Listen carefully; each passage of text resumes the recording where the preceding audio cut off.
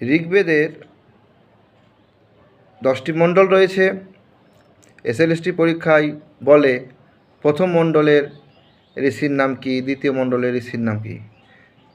ক্রমান্বয়ে বলছি 1 2 3 4 করে। ঘৃত, সমদ, বিশ্বামিত্র, বামদেব, অত্রি, ভরদ্বাজ, বশিষ্ঠ, কর্ণ।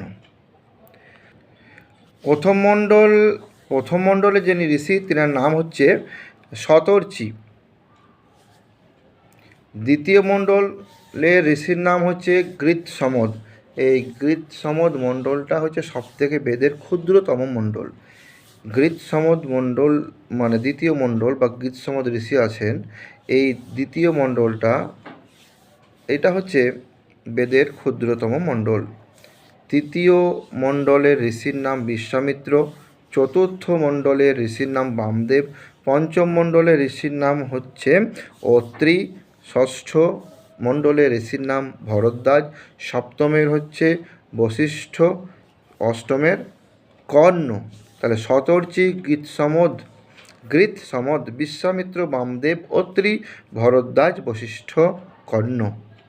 এটি হচ্ছে ঋগ্বেদের 8টি মণ্ডলের ঋষির নাম।